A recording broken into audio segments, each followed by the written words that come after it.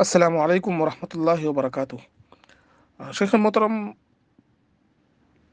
پہلے شادی کرنا چاہیے یا عمرہ؟ یعنی شادی سے پہلے عمرہ کرنا صحیح ہے یا شادی کے بعد ہی عمرہ کر سکتے ہیں، ایسا کچھ؟ وعلیکم السلام ورحمۃ اللہ وبرکاتہ۔ الحمد للہ رب العالمین والعاقبۃ للمتقین والصلاة والسلام علی اشرف الانبیاء والمرسلین نبینا محمد وعلی آلہ وصحبہ اجمعین وبعد۔ آپ کا سوال یہ ہے کہ پہلے شادی کرنا چاہیے یا عمرہ، اور دوسرا سوال اسی میں ہے کہ شادی سے پہلے عمرہ کرنا کیسا ہے۔ دیکھیے، اس کا جواب یہ ہے کہ پہلے شادی کرنا چاہیے، شادی کرنے کے بعد عمرہ کریں، یہ بہتر ہے۔ کیونکہ شادی جو ہے نگاہ کی حفاظت اور شرمگاہ کی حفاظت میں معاون بنتی ہے، سبب اور ذریعہ بنتی ہے۔ اور اگر کوئی شخص سعودی وغیرہ میں رہتا ہے یا مکہ وغیرہ میں رہتا ہے، اس کے پاس امکانات ہے، تو وہ شادی سے پہلے عمرہ بھی کر سکتا ہے۔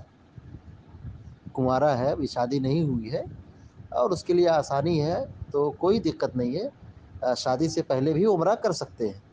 بس یہ مسئلہ ہے کہ افضل اور بہتر کیا ہے، تو یہی کہا جائے گا کہ افضل یہی ہے کہ ایک شخص جس کو شادی کی شدید ضرورت ہے، نوجوان ہے، شادی کی عمر کو پہنچ چکا ہے، تو بہتر یہی کہ پہلے وہ شادی کر لے، بعد میں عمرہ اپنی اہلیہ کے ساتھ کرے، خود بھی عمرہ کرے اور اپنی اہلیہ کو بھی عمرہ کرائے، یہ تو اور بہتر رہے گا۔ لیکن اگر کوئی شخص شادی سے پہلے عمرہ کرنا چاہتا ہے تو منع نہیں ہے، شادی سے پہلے بھی عمرہ کر سکتا ہے، کنوارا آدمی بھی عمرہ کر سکتا ہے۔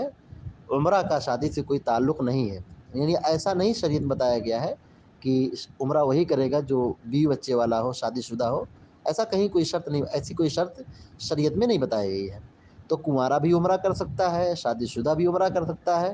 بس اتنا ہے کہ ایک آدمی کو شادی کی ضرورت زیادہ ہے، نوجوان ہے، جوانی کی عمر میں داخل ہو چکا ہے، شادی کی حاجت اور ضرورت ہے، اب وہ عمرہ کر رہا ہے، تو یہ اچھی بات نہیں ہے۔ بہتر یہ کہ پہلے وہ شادی کر لے، چونکہ شادی کے ذریعے سے آدمی کے ایمان کی حفاظت ہوتی ہے، عزت کی حفاظت ہوتی ہے، نگاہ کی حفاظت ہوتی ہے، شرمگاہ کی حفاظت ہوتی ہے۔ تو یہ بہتر ہوگا کہ آدمی پہلے شادی کر لے، شادی کے بعد پھر وہ اپنے بال بچوں کے سمیت عمرہ کے لیے جائے، یہ زیادہ بہتر ہوگا۔ جزاک اللہ خیر، وصلی اللہ علی نبینا محمد وعلی آلہ وصحبہ۔ السلام علیکم و رحمۃ اللہ وبرکاتہ۔